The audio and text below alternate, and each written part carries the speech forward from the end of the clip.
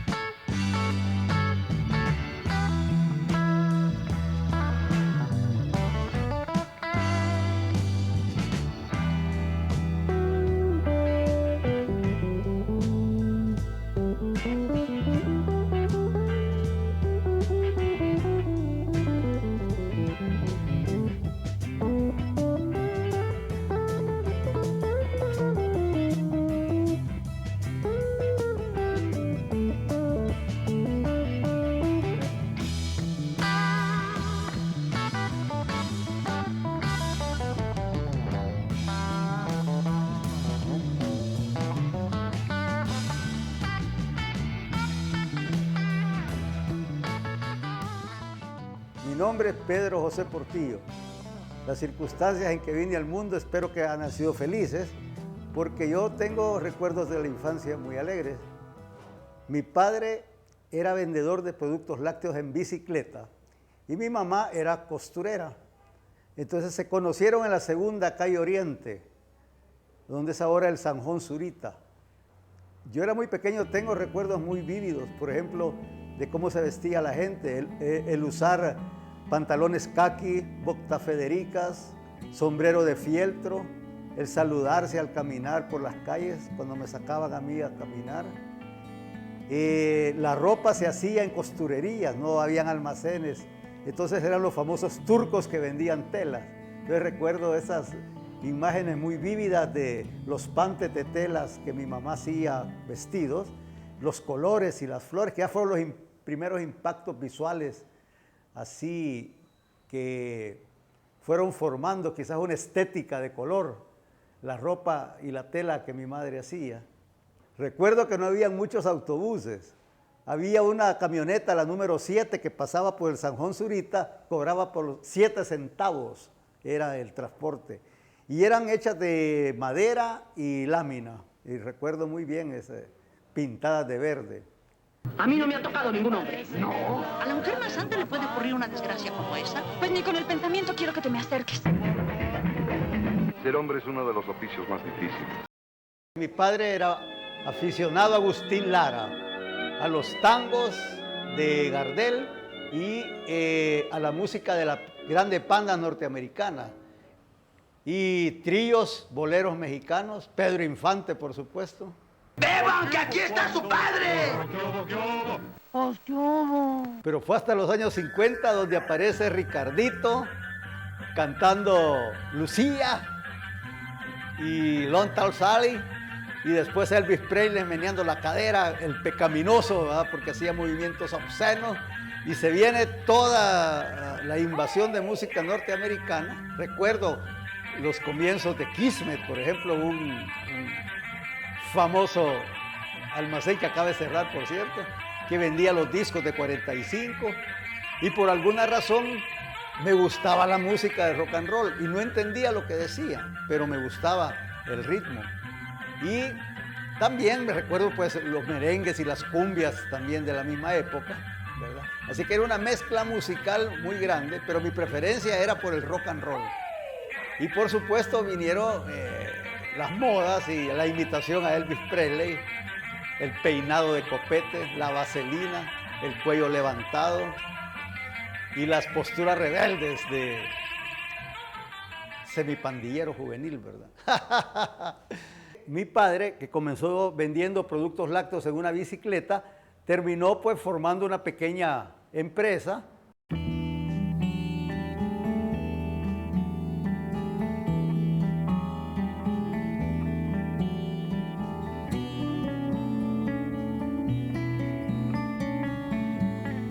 Que se llamaba Lechería La Blanca, que vendía productos lácteos todavía a la manera antigua, ¿no? En tambos, los quesos en cajas de madera y envueltos en hojas de huerta. Y fuimos progresando, de modo que pudo darme una educación en el Liceo Salvadoreño, que en ese tiempo era uno de los colegios más respetados, más caros, por cierto, ¿no? Y en el auge del negocio, mi padre pierde todo de repente, en condiciones que todavía para mí no son muy claras ni me interesa saber, y tiene que emigrar a los Estados Unidos. Se va él primero, nos deja a mi madre y a mi hermano aquí, a mis hermanos, y luego nos manda a traer. Entonces ese viaje a los Estados Unidos por primera vez es el que me abre a mí la mente, porque yo pues prácticamente aquí era una provincia y desconocía muchísimas cosas. Entonces este choque con la cultura norteamericana se da en la época de la guerra de Vietnam y se da en el resurgimiento del movimiento hippie.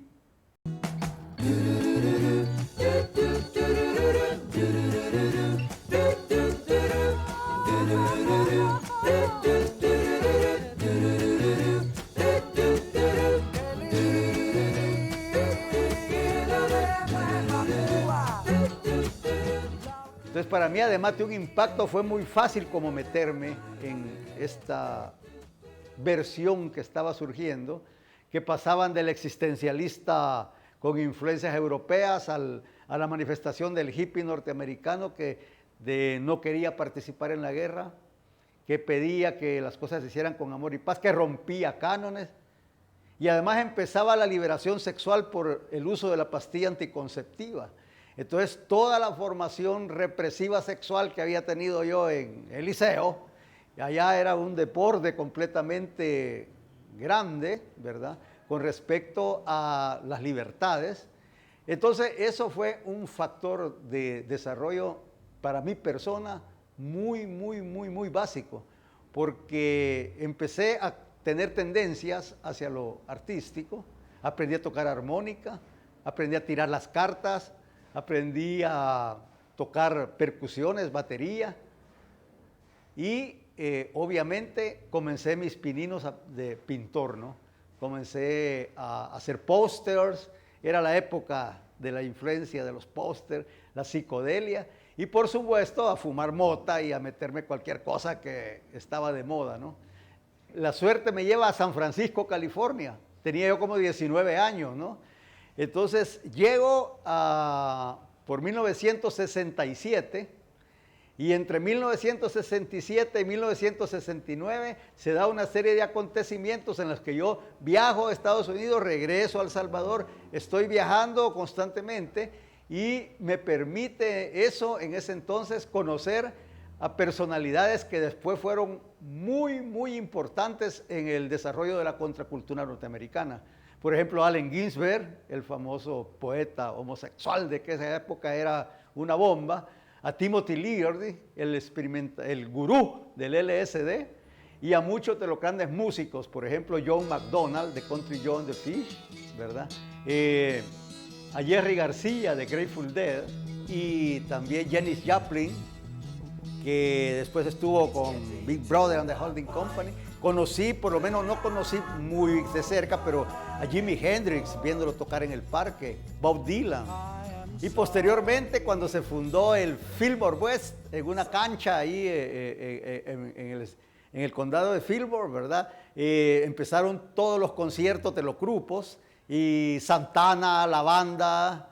Con Jerry García nos conocimos casualmente en un grupo de personas que estábamos en el parque y nos hicimos amigos, bastante amigos, de modo que él todavía, pero quiero que se ubique el tiempo, que fue en 1967, Grateful Dead todavía no eran los Deadhead, ¿verdad? No, o sea, no era un grupo tan famoso, era más accesible, y yo quería tocar batería con ellos, pero ya tenían 2 bateristas, entonces no era posible. Sin embargo, les caía yo muy bien y siempre los acompañaba a las grabaciones o los acompañaba a ciertos conciertos.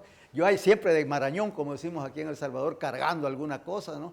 Entonces se dio una anécdota que una vez estábamos bien fumados para los conciertos y fuimos a una grabación de una de sus más famosas interpretaciones, un disco, creo que era Esqueleto en el Closet, y había una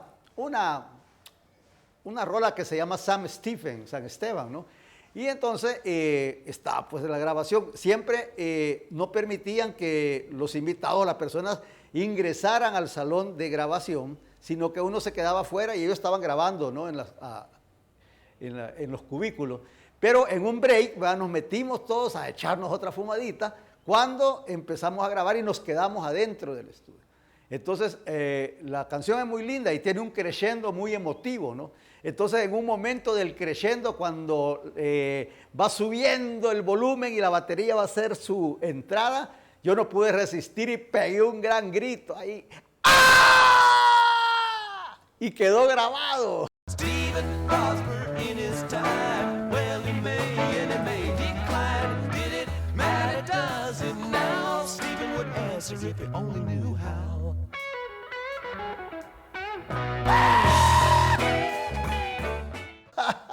Quedó grabado en la canción se llama Tan Stephen. Y aún todavía, ahorita que yo le escucho, se escucha al fondo el grito, porque a Jerry García le pareció excelente, o sea, todo el mundo paró la grabación en el momento, y él dijo que no, que siguieran, que siguieran grabando, así que quedó la grabación con el grito. Así que el grito es mío, por si alguna vez alguien escucha San Stephen y oye un grito al fondo, es su servidor.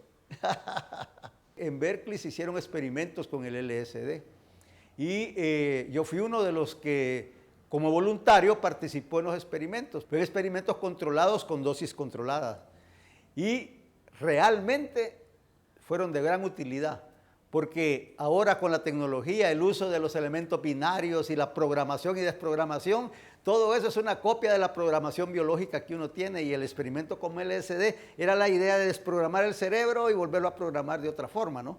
Así que eran sustancias que en entonces pues no eran tan prohibidas, después las prohibieron por el exceso, ¿no? Siempre el abuso, mucha gente se quedó patinando.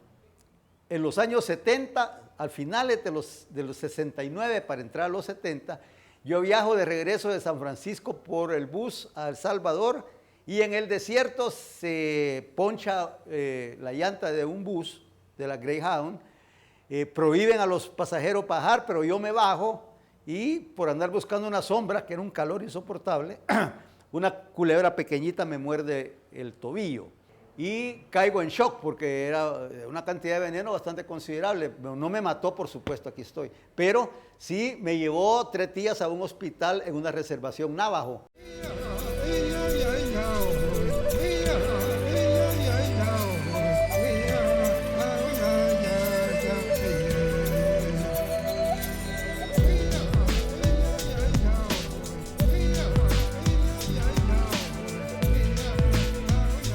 Allí fue el primer encuentro con la cultura india de los Estados Unidos.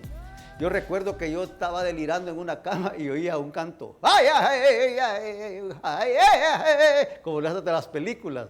Y entonces yo pensaba que estaba alucinando, ¿no? Y resulta que realmente había un chamán afuera, que no lo dejaban entrar al cuarto, haciendo cantos y quemando unas hojas sagradas, ¿no? Resulta que para ellos la persona que es mordida por una serpiente es un indicativo de que tiene una misión específica que hacer por la cultura indígena. Fue el primer encuentro con los indígenas de Norteamérica, ¿no? Entonces vengo a El Salvador y ya me quedo aquí. Entonces Roberto Salomón funda el bachillerato en artes, me contrata como profesor, vienen unos españoles, los españoles empiezan a investigar y me dicen, ¿vos nunca has leído el Popol Vuh? Resulta que yo, que había venido a San Francisco, que tenía influencia de la cultura india, africana y todo, nunca había leído las culturas nuestras. Entonces comienzo a investigar sobre las culturas nuestras y me empieza a dar interés. Pero también en el mismo momento empiezo a tener flashback de los viajes y depresiones profundas por quizás la cantidad de experimentos con LSD, pero hay un problema que no lo puedo solucionar hasta que me llevan a México y dicen que me van a llevar donde una curandera que va a sanarme mi cerebro. Y era nada menos que María Sabina. Entonces, en los años 70, al comienzo de los 70, conozco a la gran chamana, a la gran curandera que ha sido mi madrina espiritual, María Sabina. María Sabina es una indígena mazateca, ¿verdad? Mujer sabia, que tenía el conocimiento del uso de los alucinógenos para curar enfermedades. El primero que la visitó fue Watson, un famoso mitólogo quien la dio a conocer por los libros del uso de los alucinógenos. Y ahí en que empezaron a llegar hippies famosos, Bob Dylan, llegaron los Beatles, no recuerdo, Rolling Stone también. Entonces todo el mundo quería tener la experiencia chamánica, el viaje en hongos, porque tenía pues una fuerza de descubrimiento al mundo espiritual. La llegada a El Salvador fue total y absolutamente traumática, porque más influenciado por todo el movimiento hippie de fuera y venir acá que no habían hippies, y yo traía pues la ropa que usé en San Francisco, y el pelo largo, y realmente fue bien duro, porque prácticamente yo era el primero que andaba vestido así. Insultos, ya te imaginas, ¿no? El pelo largo y los pantalones acampanados, y la puteada, ¿va? Y maricón, por supuesto, ¿va? Pues junto con la cosa musical también el nacimiento de la expresión pictórica, porque comienzo yo a buscar la manera de anunciar los conciertos haciendo póster, comienzo a experimentar con el realismo mágico, comienzo a dibujar y los cambios vertiginosos que está teniendo en esta época el país es increíble, ¿verdad? Están los militares abusando, ya hay cambios sociales, ya se ve venir cosas nuevas. La cultura maya, yo comienzo a entrar en conocimiento de su cosmogonía y todo con el Popol Vuh. Y el Popol Vuh tiene características muy específicas que yo, ya con las experiencias que había tenido con María Sabina, empiezo a empatar cosas.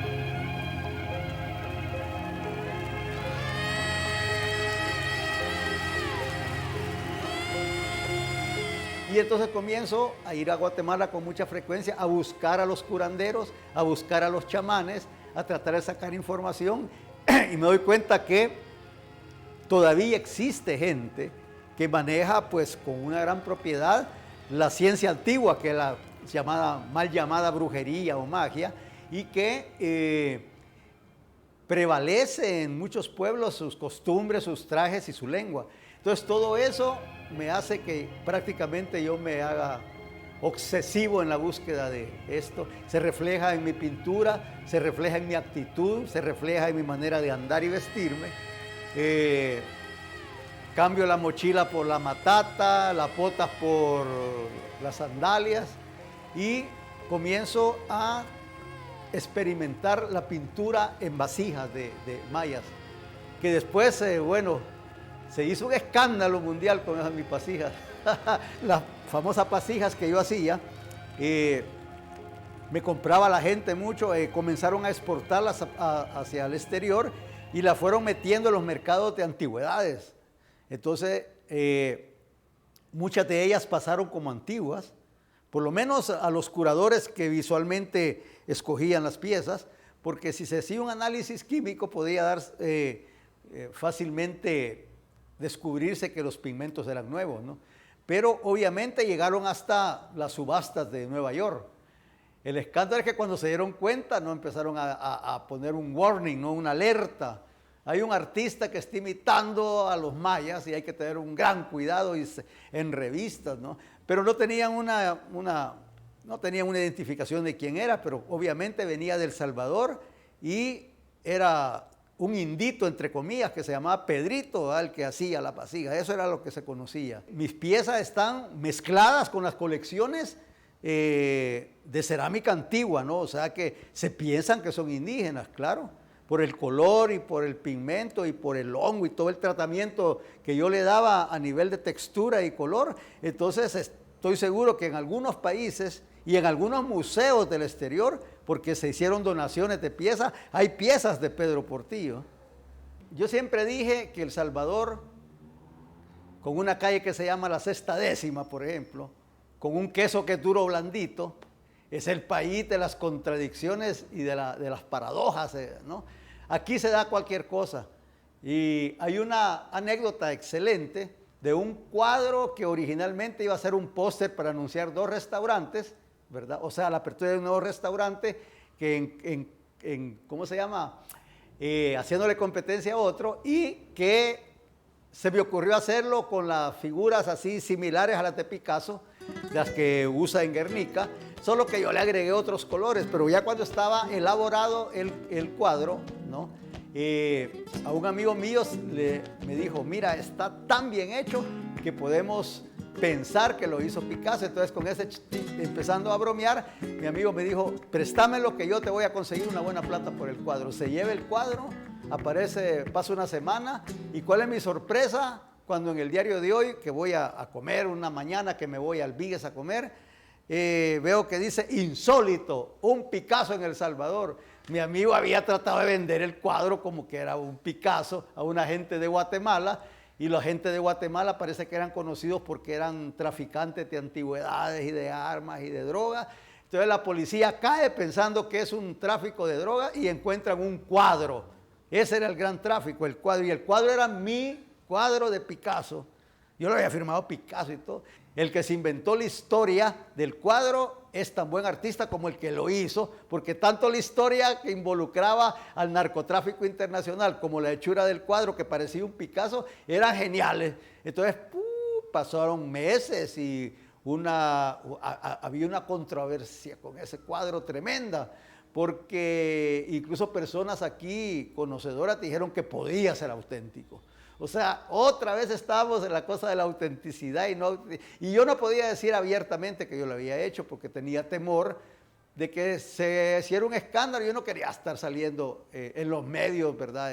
Como falsificador, o como que yo estaba tratando de emular a Picasso, pues en absoluto. Pero una broma se convierte en un escándalo, y en El Salvador así pasa, pues. Yo tengo una opinión de las cosas y yo puedo ver, por ejemplo, cosas de nuestra sociedad que son tan obvias que entonces las convierto en una caricatura, en un cuadro, en una canción. A mí me gusta denunciar. Casi hubiera sido quizás periodista, pero me gusta hacerlo por el medio artístico, ¿no? Por ejemplo, la fusión, las mismas cosas en el arte, ¿no? Por ejemplo, en el arte, lo que tú dices, esa la psicodelia con lo maya, pues el arte maya prácticamente era psicodélico, cargado de figuras, con contenidos internos espirituales profundos, ¿no? O sea, hay toda una manifestación en mi trabajo que viene del espíritu, y del espíritu enfrentado a una realidad que es bastante cruda y que es bastante dura, ¿no? Está viendo que están todos los shopping centers, ¿verdad?, creciendo, y es una cosa de consumo, ¿no? También cuando hablo del dinero plástico, ¿verdad?, que esa es una de las magias más profundas. Ni Merlín se inventó eso. Una tarjeta, ¿no?, sustituye al dinero, y el dinero es de billete, y el billete no lo sustituye ni el oro. Entonces, ¿dónde está el valor de qué? Es que eso es realmente absurdo. Entonces, eso, que una sociedad esté basada en un absurdo, es lo más absurdo que puede haber. Entonces, me encanta, porque la verdad es más fantástica que cualquier cosa.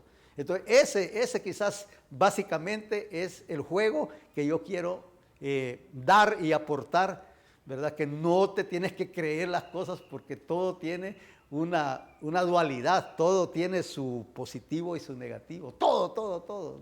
Oficialmente no creo que llegue a tener ningún puesto público, porque hasta la fecha en El Salvador no he visto a nadie con una trenza que tenga un colmillo en la oreja, ¿no?, que tenga un puesto público.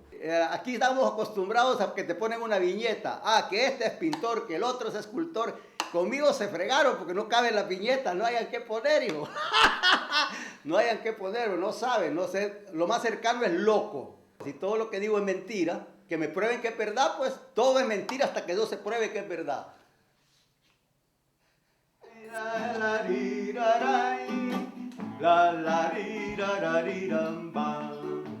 Hay un país muy especial donde no existe el bien y el mal, se comprimen de la dignidad en un mercado neoliberal.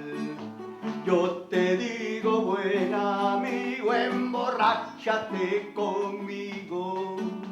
Así es más fácil navegar en el internet de la mediocridad. Los que dirigieron la revolución hoy hacen tranza con la oposición. Te doy la corte y la fiscalía, te haces el ojo pacho con la auditoría. Yo te digo, buen amigo, emborráchate conmigo. Así es más fácil navegar en el internet de la mediocridad. Este país tan singular está perdiendo su identidad. Nos vemos rodeados por todos lados de gasolineras y supermercados. Yo te digo, buen amigo, emborráchate conmigo. Así es más fácil navegar en el internet de la mediocridad. Le pusieron IVA a la verdura, la cosa se puso dura. La sopa de pata ya no va a tener yucas y elotes como debe ser. Yo te digo, buen amigo, emborráchate conmigo. Así es más fácil navegar en el internet de la mediocridad. Una campeona que levanta pesas quería ser alcaldesa. Como todo puede suceder, para presidente me voy a proponer. Yo te digo, buen amigo, emborráchate conmigo. Así es más fácil navegar en el internet de la mediocridad. Flores Pérez enganchó a la nación con los privilegios de la dolarización. Cambió al pinche Cristóbal Colón por Jackson, Franklin y Washington. Yo te digo, buen amigo, emborráchate conmigo. Así es más fácil navegar en el internet de la mediocridad. Yo te digo, buen amigo, emborráchate conmigo. Así es más fácil navegar, compadre, en el internet de la mediocridad.